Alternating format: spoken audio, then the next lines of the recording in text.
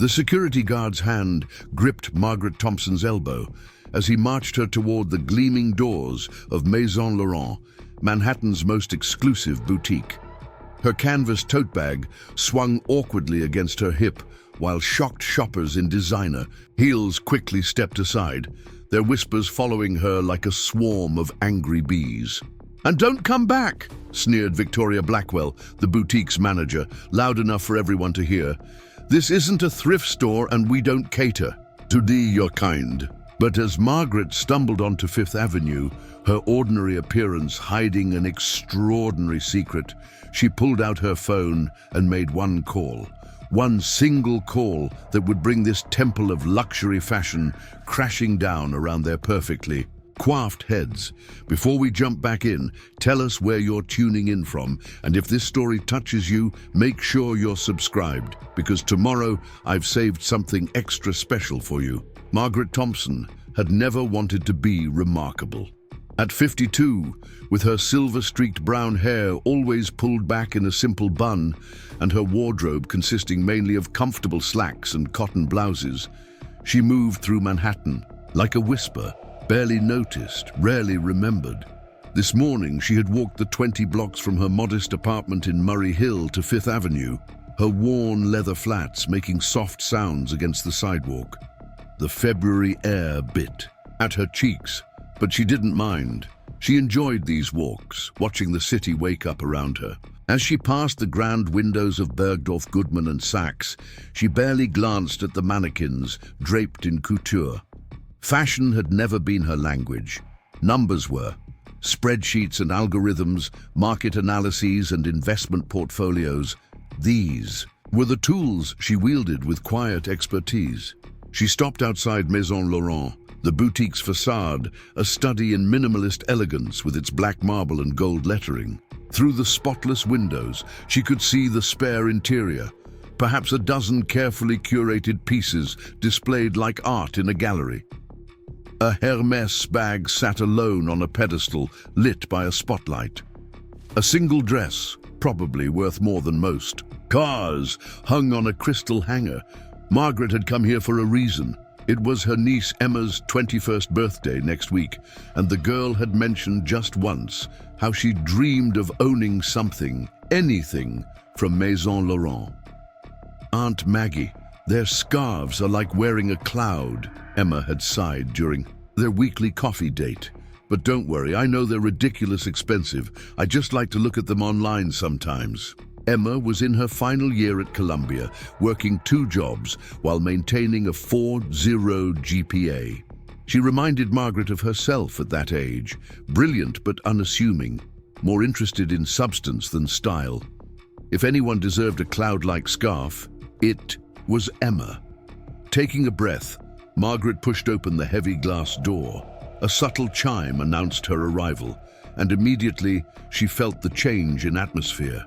The air itself seemed expensive, perfumed with something that probably cost more per ounce than gold. Soft classical music played at just the right volume. The lighting was warm but precise, making everything gleam.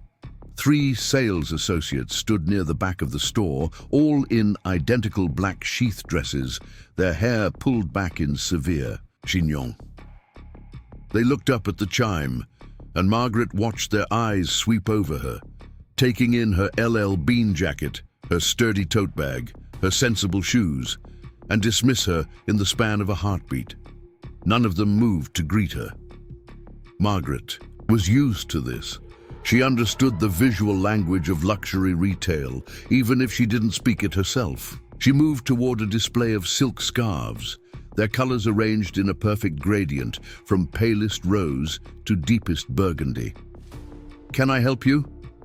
The voice belonged to the tallest of the 3 associates, a striking blonde whose nameplate read, Victoria Blackwell, Senior Manager. She had materialized beside Margaret with the silent efficiency of a predator. "Good morning," Margaret said pleasantly. "I'm shopping for a birthday gift. My niece mentioned your scarves." "Our scarves start at $1,200, Victoria interrupted, her tone making it clear this was meant to be a deterrent. "I understand," Margaret replied, May I look at them? Victoria's perfectly shaped eyebrow arched slightly. Are you sure you're in the right store? Bloomingdale's is just down the street. They have lovely accessories at more accessible price points. The other two associates had drifted closer, drawn by the scent of drama. Margaret noticed one of them. Her nameplate said, Sophia Chen, trying to suppress a smirk. I'm quite sure I'm in the right store, Margaret said evenly. She reached toward one of the scarves, a beautiful piece in swirling blues and greys. Please don't touch the merchandise, Victoria snapped. These pieces are extremely delicate. Each scarf is hand-painted by artisans in Como, Italy. The oils from your hands could damage the silk. Margaret withdrew her hand, but maintained her composure. I see. Could you show it to me then? Victoria made no move to help. Instead, she looked Margaret up and down again, this time more deliberately. Maison Laurent caters to a very specific clientele. We maintain certain standards. I'm not sure you appreciate what that means. The third associate, a redhead whose nameplate read Isabelle Dumont, giggled softly. The sound echoed in the hushed space like breaking glass. I appreciate quality, Margaret said, and I'm prepared to pay for it. Are you? Victoria's voice dripped condescension. Because frankly, you don't look like someone who can afford to shop here. This isn't Target. Our scarves cost more than what most people pay in rent. Heat crept up Margaret's neck, but she kept her voice steady. You don't know anything about what I can afford. Oh, but I do, Victoria shot back. I've worked in luxury retail for 15 years. I can spot a tire kicker from across the room. The sensible shoes, the practical bag, that jacket that's at least 5 seasons old. Everything about you screams budget shopper. You probably saw our window display and thought you'd come in for a look. Maybe take some photos to post on social media. Pretend you live a different life than you do. Sophia stepped forward, emboldened by her manager's cruelty. We had someone just like you last week. Spent 20 minutes asking questions about our handbags, then tried to put a Birkin on layaway. She laughed. Can you imagine? Ladies, Isabel chimed in, perhaps we should offer her one of our catalogues. She can look at all the pretty pictures at home. Margaret felt something cold settle in her stomach. She'd experienced condescension. Before, she was a middle-aged woman in a youth-obsessed city working in a male-dominated industry. But this was different. This was deliberate cruelty, coordinated and calculated. I'd like to speak with the owner, Margaret said quietly. Victoria laughed outright. The owner? Mr. Laurent doesn't speak with customers. He certainly doesn't handle complaints from, She waved her hand dismissively. Window shoppers. I'm not a window shopper. I came here to buy.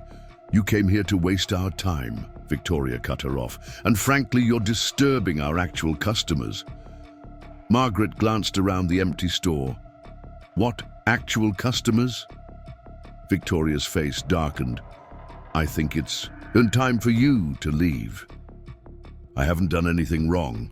You're trespassing in a private establishment. We reserve the right to refuse service to anyone. Victoria pulled out her phone.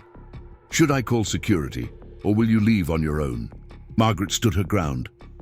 Preparing and narrating this story took us a lot of time, so if you are enjoying it, subscribe to our channel. It means a lot to us. Now back to the story. This is discrimination. This is business, Victoria snapped, and you're bad for business. Your presence here lowers the tone of the entire establishment. Now get out before I have you removed. The words hit Margaret like physical blows. She thought of Emma, of the joy on her niece's face when she talked about beautiful things, of how hard the girl worked for everything she had. She thought of all the times she herself had been underestimated, overlooked, dismissed, because she didn't fit someone's narrow idea of what success looked like. I have every right to shop here, Margaret said, her voice shaking slightly.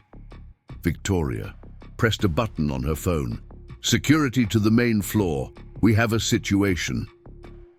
Within moments, a burly guard in a black suit appeared. Victoria pointed at Margaret. "Please escort this woman out. She's refusing to leave." The guard approached. "Margaret, ma'am, I'm going to have to ask you to come with me." "Don't touch me," Margaret said, stepping back. "I'm leaving." But the guard had already grasped her elbow. As he marched her toward the door, Victoria followed, her heels clicking against the marble floor like shots from a gun. "And don't even think about coming back," Victoria called out.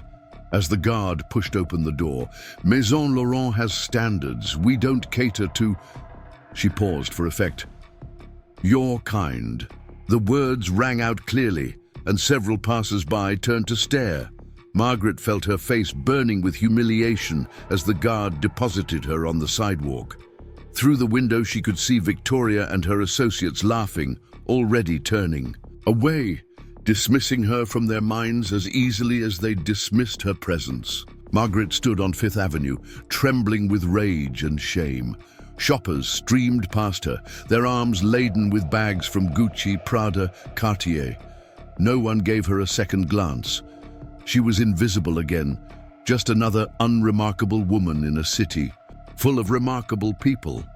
But as she pulled out her phone, something hardened inside her. These people had no idea who she was, what she'd built, what she'd overcome. They saw only surfaces, only appearances.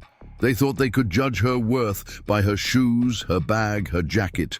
They were about to learn how wrong they were. She scrolled through her contacts, past names that would mean nothing to most people, but everything to those who understood real power in this city. She paused at one name, Richard Blackstone, her personal attorney, a man who had helped her navigate the complexities of wealth for decades. But no, this required a different approach. She scrolled further, stopping at another name, James Chen, the CEO of Laurent International, the parent company that owned Maison Laurent and dozens of other luxury brands around the world. She had known James for years, had sat across from him in boardrooms, had negotiated deals worth hundreds of millions of dollars. He was one of the few people who knew exactly who Margaret Thompson was and what she represented. She hit dial. The phone rang once before a familiar voice answered. "Margaret, what a pleasant surprise. I was just thinking about you. That analysis you sent over last week was brilliant." "James," she said, her voice steady now, "we need to talk about Maison Laurent." There was a pause. "The Fifth Avenue. Location. Is there a problem?" "You could say that. I just tried to shop there." Another pause, longer this time. "I see. And your manager, Victoria Blackwell, just had me physically removed from the store. Apparently, I don't meet Maison Laurent's standards. I don't look like someone who can afford to shop there." The silence on the other end was deafening. When James spoke again, his voice was carefully controlled. "She did what?" "Had security, escort me out, told me quite loudly that you don't cater to my kind." "Margaret, I'm not finished," she interrupted. "Your sales associates, Sophia Chen and Isabelle Dumont, found the whole thing hilarious. They suggested I might be more comfortable at Target or Bloomingdale's, somewhere more suited to my apparent budget. This is unacceptable. I'll handle this immediately." "No," Margaret said firmly, "I'll handle it. I just wanted you to know what kind of people are representing your brand." She ended the call before he could respond. Then she scrolled to another contact, Sarah Martinez, her executive assistant. "Sarah, I need you to pull up our portfolio, specifically our stake in Laurent International." "Of course," Sarah replied, not missing a beat. She was used to these kinds of calls. "You currently own 47% of Laurent International through various holding companies. You're the largest individual shareholder." "I thought so. Schedule a board meeting for tomorrow morning. Emergency session." "Consider it done. Anything else?" Margaret looked back at the boutique. Through the window, she could see Victoria, holding court with her associates, probably telling the story of the frumpy woman who thought she could shop at Maison Laurent. "Yes," Margaret said. "Find out everything you can about Victoria Blackwell. Employment history, performance reviews, customer complaints. And Sarah? I want her personal contact information, home address, phone numbers, the works. I'll have it for you within the hour." "Thank you." Margaret ended the call and stood for a moment, letting the cold February air clear her head. She thought about walking away, letting it go. After all, what did she care what some retail manager thought? Of her? She had built an investment empire worth billions. She sat on the boards of a dozen major corporations. She had the ear of CEOs, politicians, and thought leaders around the world. But then she thought about Emma, about all the young women who might walk into that store with dreams and leave with their confidence shattered, about all the people who were judged and dismissed based on nothing more than their appearance. No, this wasn't about her ego. This was about something bigger. She opened her phone again and called one more number. This time, it wasn't business. It was personal. Aunt Maggie. Emma's cheerful voice filled her ear. "I was just thinking about you. Are we still on for coffee tomorrow?" "Actually," Margaret said, "I was wondering if you'd like to go shopping with me tomorrow instead. I hear there's a lovely boutique on Fifth Avenue." "Shopping? That's not really your thing. Maybe it's time I expanded my horizons," Margaret replied, a small smile playing at her lips. "Besides, I have a feeling tomorrow is going to be a very interesting day at Maison Laurent." And the next morning dawned bright and cold over Manhattan, the February sun doing little to warm the frigid air. Margaret Thompson stood before her bathroom mirror, but today was different. Instead of her usual practical bun, she let her silver-streaked hair fall in soft waves around her shoulders. She reached into the back of her closet, past the sensible blazers and comfortable slacks, and pulled out a simple but impeccably tailored black dress, a gift from James Chen's wife that she'd never had occasion to wear. At exactly 9:45 a.m., a black car pulled up outside her Murray Hill apartment. Emma was already in the back seat, her eyes sparkling with curiosity. The young woman wore her best outfit, a navy dress from Target that she'd paired with her grandmother's vintage pearls. "Aunt Maggie, you look different," Emma said as Margaret slid into the car. "Amazing, but different. What's this all about?" "Just felt like dressing up a bit," Margaret replied with a small smile. "Driver, Fifth Avenue, please. Maison Laurent." Emma's eyes widened. "The boutique? Aunt Maggie, that place is... I mean, just their keychains cost more than my monthly rent." "I know, dear, but sometimes it's important to face your fears, don't you think?" The car pulled up in front of Maison Laurent at precisely 10:10 a.m. Margaret had timed this deliberately. She knew the store had just opened, and from her research last night, she also knew that Victoria Blackwell always arrived early to prepare for the day.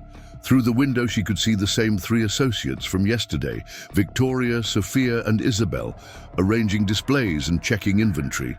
None of them noticed the car idling outside. "Ready?" Margaret asked Emma. "For what, Aunt Maggie? You're being very mysterious." "Trust me," Margaret said, stepping out of the car. As they approached the entrance, Margaret's phone buzzed. A text from Sarah. "Board meeting scheduled. All members confirmed. Also, check your email. Sent you something interesting about VB." Margaret opened the boutique door, and the familiar chime announced their arrival. This time, when Victoria looked up, there was a flash of recognition followed by unmistakable irritation. "You," Victoria said, her voice sharp. "I thought I made myself clear yesterday. You're not welcome here." "Good morning, Victoria," Margaret replied pleasantly. "I brought my niece today. We're here to shop." Victoria's eyes flickered to Emma, taking in her Target dress and nervous demeanor. Her lip curled slightly. "This is becoming harassment. I'm calling security again." Actually, Margaret said, pulling out her phone, why don't we call someone else instead? James Chen, perhaps? Victoria froze. The CEO? You don't know James Chen? Don't I?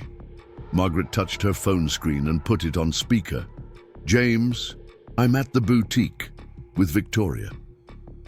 The voice that came through was crisp, professional, and clearly recognizable to anyone who followed business news. Margaret, I've been expecting your call. Is Ms. Blackwell there?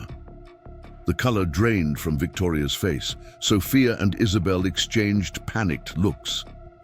She's right here, Margaret said, along with her associates, Sophia Chen and Isabel Dumont, the same team that yesterday determined I wasn't worthy of shopping at Maison Laurent. I see.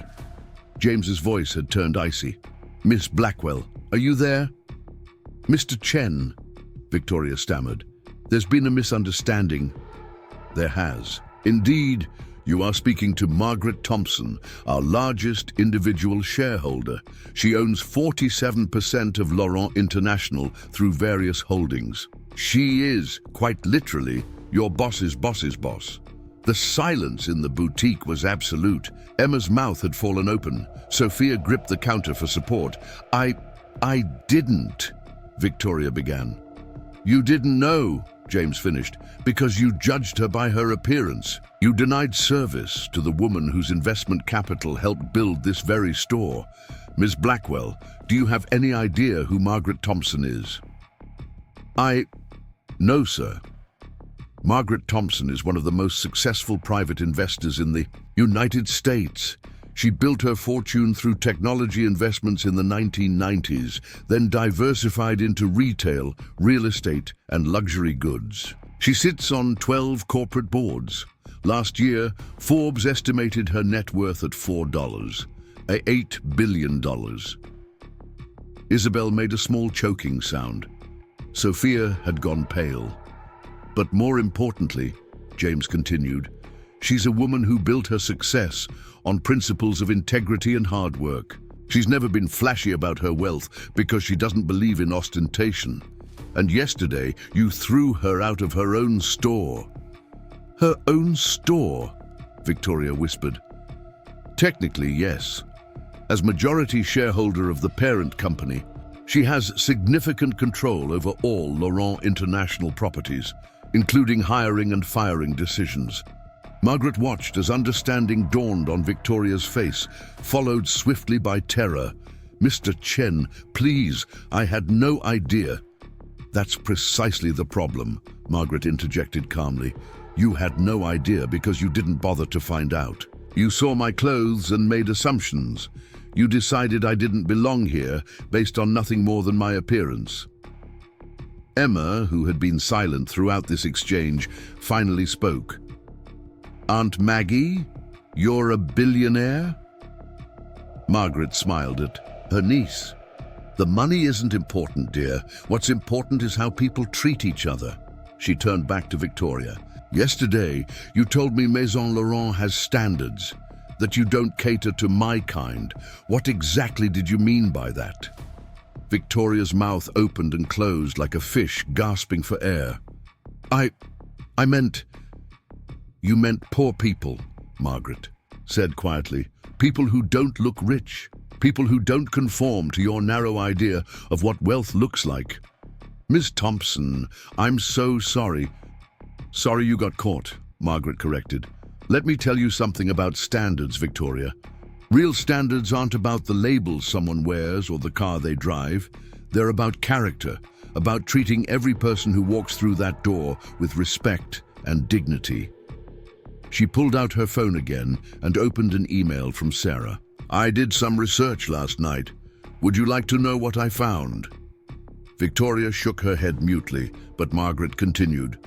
In the past 2 years, there have been 14 formal complaints filed against you for discrimination. 14 people who felt humiliated, dismissed, and disrespected. The complaints were all buried because your sales numbers were good, because you catered successfully to what you thought were the right kind of people. Please, Victoria whispered, I have a mortgage, a family. So did Sandra Martinez, Margaret interrupted. The single mother you had security remove last month because her shoes were too worn. She was shopping for a gift for her daughter's quinceañera. She'd saved for 6 months to afford something from this store. Margaret's voice hardened. Or David Kim, the tech entrepreneur you turned away because he showed up in jeans and a hoodie. He went on to spend $200,000 at Bergdorf's that same day. Shall I continue? Tears were now running down Victoria's perfectly made-up face, creating tracks in her foundation. The irony, Margaret continued, is that you pride yourself on being able to spot wealth, but you can't see past the surface. Do you know how many billionaires I know who wear jeans and drive Toyotas, who live in modest homes and fly commercial? She gestured around the boutique. This place, these clothes, these accessories, they're beautiful, but they're just things. They don't define a person's worth. You've forgotten that, or maybe you never knew it. James's voice came through the phone again. Margaret, the board is convening in an hour. What would you like me to do about Ms. Blackwell and her team? Margaret looked at the 3 associates. Sophia was crying silently. Isabel looked like she might faint. Victoria stood rigid, her carefully constructed facade crumbling. That depends, Margaret said. On them. She walked over to a display case, the same one she'd approached yesterday. Inside, the beautiful blue and grey scarf still lay perfectly arranged. You see, I actually did come to buy something yesterday, a birthday present for my niece. But you were so busy judging me that you lost a sale. More importantly, you lost the opportunity to make someone happy. She turned back to face them. So here's what's going to happen. Victoria, Sophia, Isabel, you have a choice. You can resign today, quietly, with severance, or you can stay and learn what real customer service means. Stay? Victoria looked shocked. If you stay, you'll undergo intensive training. Not just in sales, but in human psychology, cultural sensitivity and business ethics. You'll work with every customer who walks through that door as if they were the owner of the company, because you never know who might be. You'll also personally apologize to every person you've mistreated if they're willing to hear it. Margaret's eyes swept over all 3 of them. You'll learn that true luxury isn't about exclusion. It's about making people feel valued, regardless of their bank account. It's about creating experiences, not barriers. Victoria swallowed hard. And if we choose to stay, then you'll report to someone new, someone who understands my vision for this brand. Margaret smiled. James, I'd like to recommend Emma Chen for the position of store manager. What? Emma gasped. Aunt Maggie, I'm still in college. I don't know anything about luxury retail. You know about hard work, Margaret said, about treating people with respect, about the value of $1. The rest can be learned. She turned to James on the phone. She's graduating with honors from Columbia's business school in 3 months. I think she'd be perfect. I agree, James said. Emma, the position is yours if you want it. Starting salary is $150,000 plus benefits. Emma looked stunned. I need to think about it. Of course, Margaret said. She faced the 3 associates again. So, what's it going to be? Stay and learn, or leave? With dignity, Victoria was the first to speak. I'll stay, she said quietly. If you'll have me, I need to learn. I've been in this business for 15 years, but I think I've been doing it wrong the whole time. Me too, Sophia added quickly. I want to stay. I want to do better. Isabel nodded. I'll stay. Margaret smiled. Good. Your first lesson starts now. Sophia, please bring me that blue and grey scarf. I'd like to buy it for my niece. Sophia hurried to comply, handling the scarf with reverent care. It's beautiful, isn't it? The pattern is called Storm over Como. Each one is unique. How much is it? Margaret asked. $1,200, Sophia said, then quickly added, "But of course, for you, I'll pay full price," Margaret interrupted. "I'm a customer, remember? Treat me like one." As Sophia rang up the purchase, Victoria stepped forward hesitantly.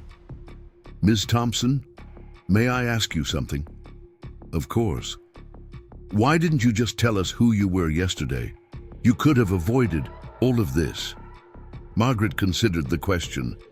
"Because I shouldn't have to. No one should have to prove their worth to be treated with basic respect. Yesterday, you showed me who you really are. Today, you have the chance to become someone better." The transaction completed, Margaret handed the beautifully wrapped box to Emma. "Happy early birthday, dear." Emma hugged her aunt tightly. "This is too much. The scarf, the job offer." "The scarf is a gift," Margaret said. "The job you'll earn if you decide to take it." As they prepared to leave, Margaret turned back one more time. "Oh, and ladies, start by removing those ridiculous sales targets based on customer appearance. Replace them with metrics that measure customer satisfaction instead. Real luxury is about making people feel special, not special people feel comfortable." Outside, the February air felt crisp and clean. Emma clutched her gift, still looking dazed. "Aunt Maggie, I can't believe why didn't you ever tell me? Would it have changed how you felt about me?" "No, of course not." "Exactly." Margaret smiled. "Money doesn't define us, Emma. Our actions do. Remember that when you're running that store." "If I take the job," Emma corrected. "You will," Margaret said confidently. "Because you understand something those women are just beginning to learn. True class isn't about what you wear or what you own. It's about how you treat people when you think no one important is watching."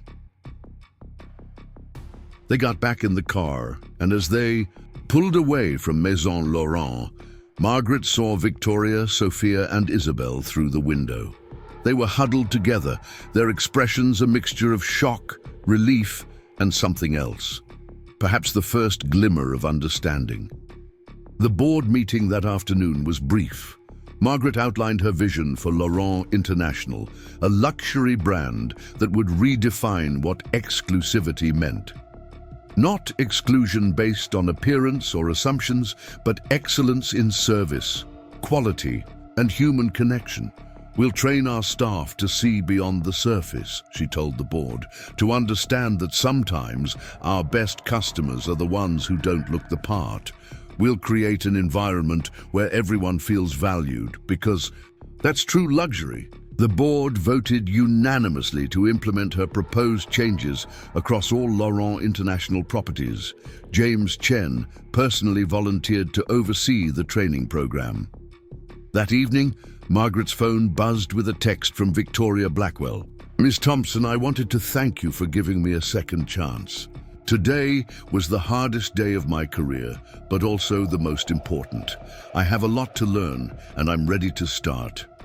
Also, I looked up Sandra Martinez and called to apologize. We're meeting for coffee tomorrow. I hope that's a good first step." Margaret smiled and typed back, "It's a perfect first step." 3 months later, Emma Chen graduated from Columbia and officially accepted the position at Maison Laurent. On her first day, she instituted a new policy. Every employee would spend 1 day a month volunteering at a local charity to remember that true worth isn't measured in dollars. The boutique's sales initially dipped as they adjusted to the new approach, but within 6 months, they were up 30%. Word had spread about the store where everyone was treated like royalty, regardless of what they wore or carried. Customers who had felt unwelcome in other luxury establishments flocked to Maison Laurent. Victoria Blackwell became one of the company's best trainers, traveling to other stores to share her hard-learned lessons about the dangers of prejudice and the power of genuine service. She kept a photo on her desk of herself with Sandra Martinez, now a regular customer and friend. Sophia Chen went on to develop a customer service program that became the industry standard. Isabelle Dumont wrote a book about her experience, titled Beyond the Surface: What Luxury Retail Taught Me About Humanity. As for Margaret Thompson, she continued to wear her comfortable clothes and sensible shoes, though she did splurge on a new tote bag from Target. She served on the Laurent International Board for 5 more years, helping to transform it into one of the most successful and socially conscious luxury brands in the world. But her proudest moment came the day she walked into Maison Laurent and overheard Victoria training a new associate. "Remember," Victoria was saying, "that woman in the old coat might be our next biggest investor. That man in worn shoes might be a tech billionaire. But more importantly, they're human beings who deserve our respect. Treat everyone like they own the place, because you never know. They just might." Margaret smiled and continued browsing, unnoticed and unremarkable, exactly as she preferred.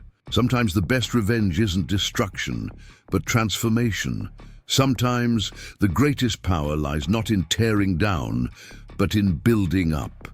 And sometimes a simple woman in sensible shoes can change an entire industry. One act of dignity at a time.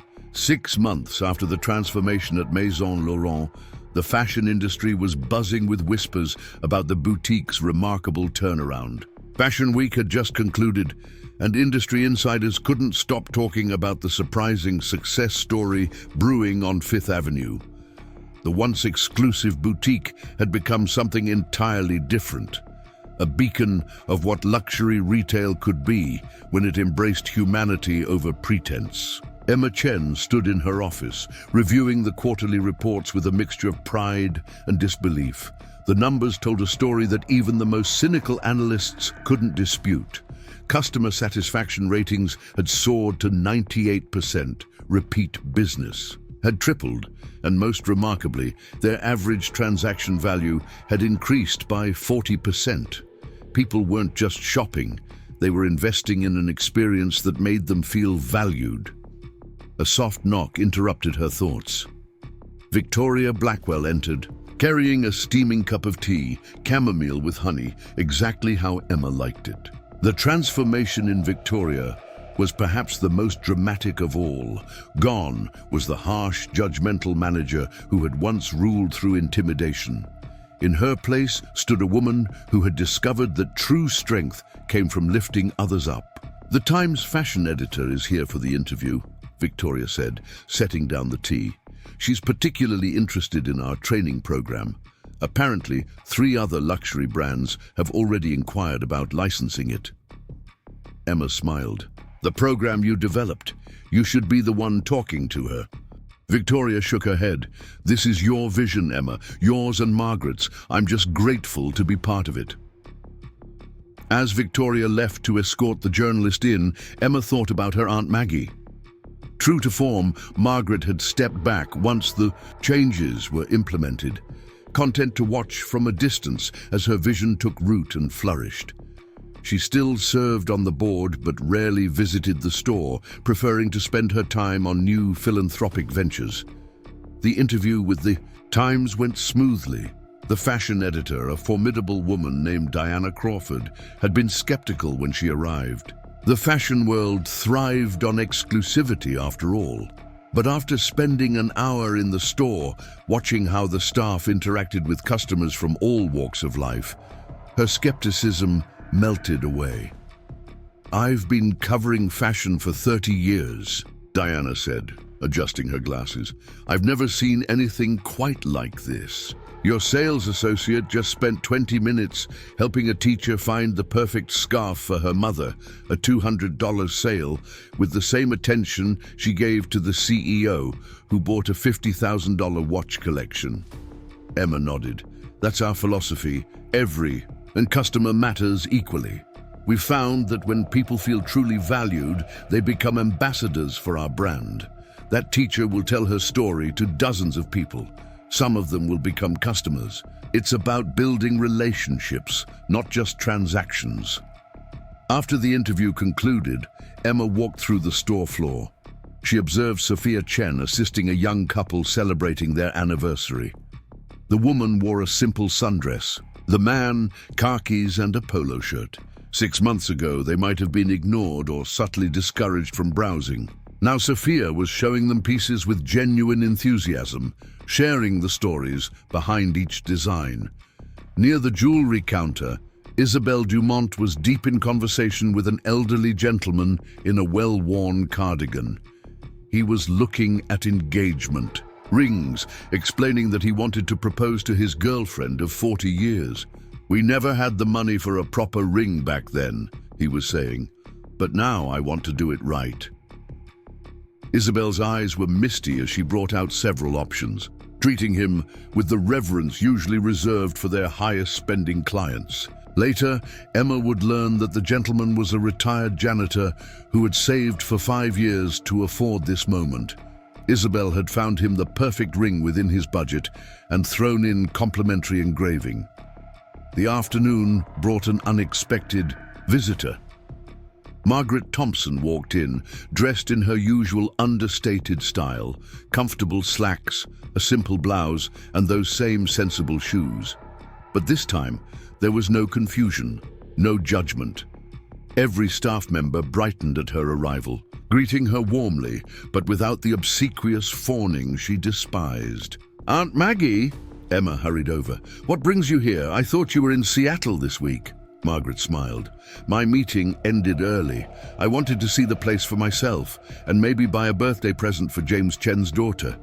As they browsed together, Margaret noticed a young woman hovering uncertainly near the entrance. She wore a faded dress and clutched a worn purse, her body language screaming discomfort. Without hesitation, Victoria approached her. "Welcome to Maison Laurent," Victoria said warmly. "Is there something special you're looking for today?" The young woman's voice was barely audible. I'm probably in the wrong place. I just graduated from art school and I'm interviewing for a job at a gallery tomorrow. I wanted to find something professional to wear, but..." She gestured helplessly at the price tags. Victoria's smile never wavered. "You're in exactly the right place. Congratulations on your graduation. Let me show you some pieces that would be perfect for a gallery interview. We have a beautiful selection of scarves and accessories that can elevate any outfit." Margaret watched as Victoria guided the young woman to a display of silk scarves. "This one," Victoria said, selecting a piece with an abstract pattern in muted tones, "was designed by an emerging artist who started just like you.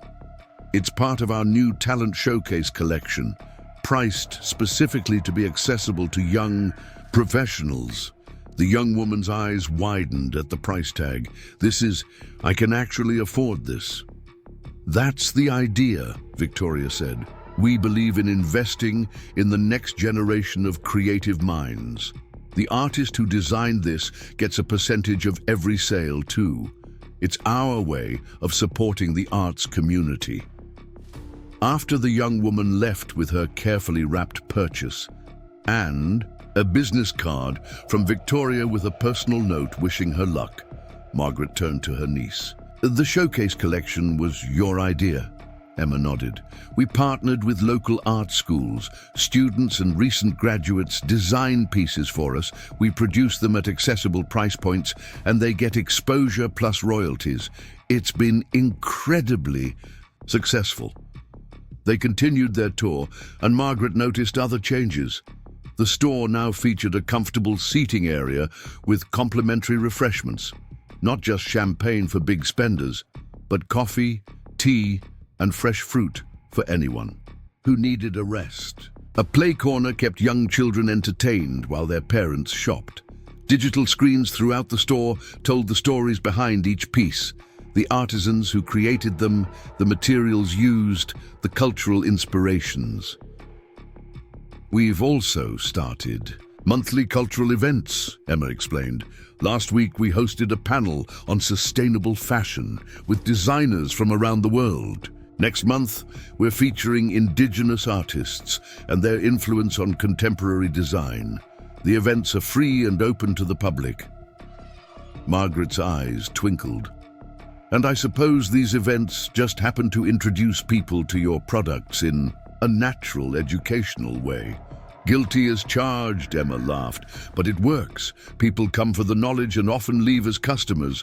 More importantly, they leave as friends of the brand. As the day wound down, Margaret found herself in Emma's office, sipping tea and watching the sun set over Fifth Avenue. The boutique below was still bustling with activity. Customers browsing, staff attending to their needs with genuine care, the atmosphere one of inclusive elegance. "You've done something remarkable here," Margaret said softly. Emma shook her head. "We've done something remarkable. None of this would have happened without that day 6 months ago, without you standing up for what was right." "I almost didn't come back that day," Margaret admitted. "I was so angry, so hurt. But then I thought about all the other people who might face the same treatment and not have the power to change it. Sometimes our worst experiences become our greatest opportunities for impact." A knock at the door interrupted their conversation. Sophia entered, looking excited. "Emma, you need to see this. We just got a call from Vogue. They want to feature our store transformation in their next issue. The headline is, 'The Boutique That Killed Snobbery.'" Emma and Margaret exchanged glances and burst out laughing. It was perfect. Later that evening, after the store had closed, the entire staff gathered for their monthly meeting. These gatherings had become a cornerstone of the new culture, a time for sharing experiences, discussing challenges, and celebrating successes. Victoria stood to address the team. "I want to share something that happened today. A customer came in a woman I had encountered before. 2 years ago, I had security escort her out because she was breastfeeding her baby in our seating area. I thought it was inappropriate for our clientele." The room was silent. Victoria's voice trembled slightly as she continued. "She recognized me today. I expected anger, maybe a scene. Instead, she told me she'd heard about the changes here and wanted to see if they were real. She spent 2 hours in the store, bought several items, and before she left, she said something I'll never forget. 'Thank you for becoming the person you were meant to be.'" There were tears in many eyes as Victoria sat down. These moments of redemption and growth had become common in the new Maison Laurent. Isabel shared next. "I've been accepted into the company's new leadership development program. Me, the girl who used to think success meant looking down on others. Now I'm learning that true leadership means lifting others up." The meeting continued with story after story of transformation, both personal and professional. Sales associates who had found their calling in service, customers who had become friends, lives touched and changed by simple acts of respect and kindness. As the gathering wound down, Emma stood. "I have an announcement. The board has approved our proposal to expand this model to all Laurent International stores globally. What we've started here is going worldwide." The cheer that erupted could probably be heard on the street below. Margaret, watching from the back of the room, felt a surge of pride. This was legacy, not the money or the power, but the ripple effect of positive change. 3 years later, the Harvard Business Review published a landmark case study, The Maison Laurent Model, How Inclusive. Luxury redefined an industry. Business schools around the world began teaching the transformation as a masterclass in values-driven leadership. Victoria Blackwell became the global head of training for Laurent International, traveling the world to share the philosophy she had once resisted. Her book, The Customer in the Mirror, Seeing Past Ourselves in Retail, became required reading in hospitality programs. Sophia Chen launched a consulting firm helping other luxury brands transform their culture. Her TED Talk, The billion-dollar impact of human dignity has been viewed over 10 million times. Isabelle Dumont rose to become the CEO of a major fashion house, implementing the inclusive principles she'd learned at Maison Laurent. Under her leadership, the brand saw unprecedented growth while maintaining its commitment to treating every customer with respect. Emma Chen was featured on the cover of Forbes as one of the 30 under 30 revolutionizing retail. But she remained grounded, still working the floor regularly, still making every customer feel like royalty. And Margaret Thompson, she continued to live quietly, invest wisely, and champion causes that mattered. But those who knew her noticed a change. She smiled more often now, especially when she passed that boutique on Fifth Avenue. On the 5th anniversary of the transformation, Maison Laurent hosted a celebration. Customers, employees past and present, industry leaders, and community members all gathered to mark the occasion. The highlight of the evening was the unveiling of a plaque by the entrance. In this place, we learned that true luxury isn't about exclusion, but embrace. That real power lies not in judgment, but in understanding. That every person who walks through these doors carries a story worth honoring. Welcome to Maison Laurent, where dignity is always in fashion. As Margaret read those words, surrounded by people whose lives had been touched by that fateful February morning, she thought about the ripples still spreading from a single moment of standing up for what was right. Sometimes the smallest acts of courage create the biggest waves of change. The evening ended with a surprise. Victoria stepped to the microphone, her voice carrying across the gathering.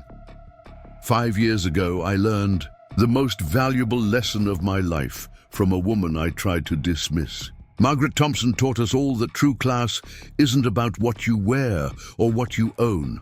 It's about how you treat people when you think no one important is watching. She paused, looking directly at Margaret. Well, someone important is always watching, the person in the mirror. Thank you, Margaret, for helping us all become people we can be proud to see in that reflection. The applause was thunderous. Margaret, never comfortable with public recognition, simply nodded and raised her glass of sparkling water in acknowledgement. Some victories were too profound for words.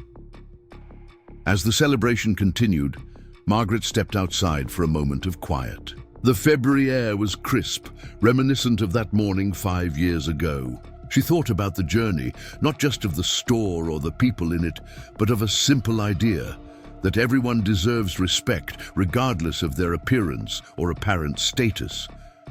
A young woman approached, clutching a Maison Laurent bag. "Excuse me," she said hesitantly. "Are you Margaret Thompson?" Margaret smiled. "I am.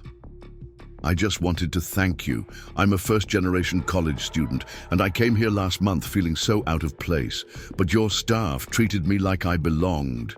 They helped me find a professional outfit for my first job interview. I got the position, and I start next week."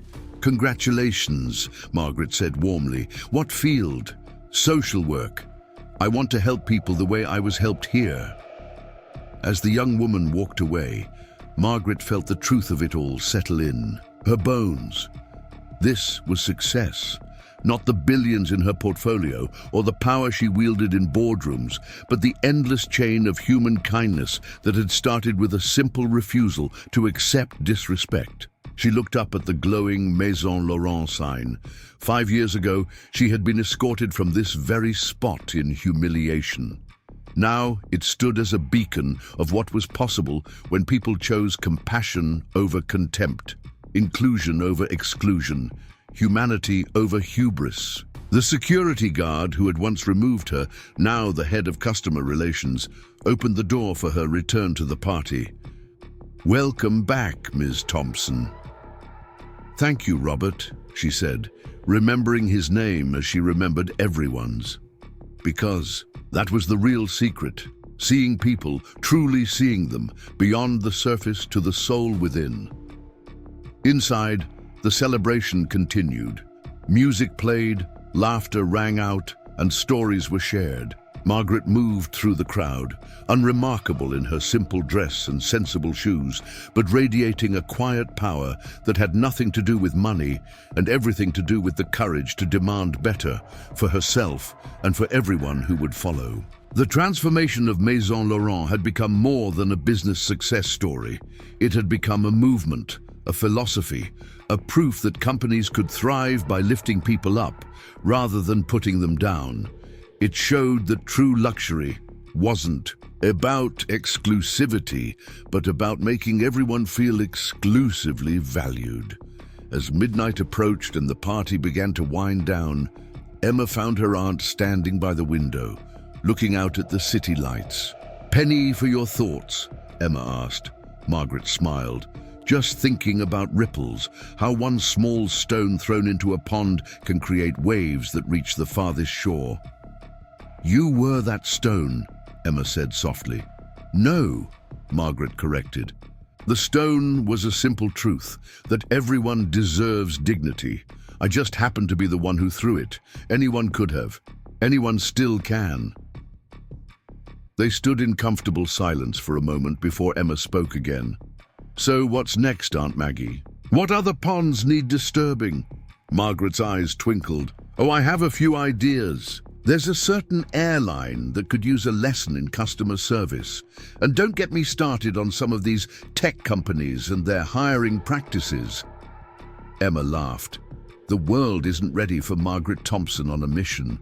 "The world is never ready for change," Margaret replied. "That's why we have to create it anyway."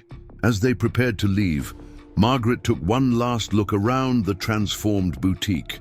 The elegant displays remained. The beautiful products still gleamed under carefully placed lights, but something fundamental had shifted. The air itself felt different, warmer, more welcoming, more human. This, she thought, was her true legacy. Not the wealth she'd accumulated or the power she wielded, but the proof that business could be both profitable and principled, that success could be measured in changed hearts as well as bottom lines. Outside, Fifth Avenue stretched before them, glittering with possibility. Other stores lined the street, other businesses where people were still being judged by their covers, where worthiness was measured in designer labels rather than character. Margaret smiled. There was still work to do. But tonight, at least, one corner of the world had been made a little kinder, a little more just, a little more human. And sometimes that's how revolutions begin. Not with grand gestures, but with simple acts of dignity that ripple outward until they change everything. As she and Emma walked home through the February night, Margaret thought she could already see those ripples spreading, touching other shores, inspiring other changes. The simple woman who had been thrown out of a designer store had become something more, a catalyst for transformation, a reminder that true power lies not in what we own, but in how we treat the least among us. And in that truth, there was luxury enough for everyone. Up next, you've got two more standout stories right on your screen. If this one hit the mark, you won't want to pass these up. Just click and check them out.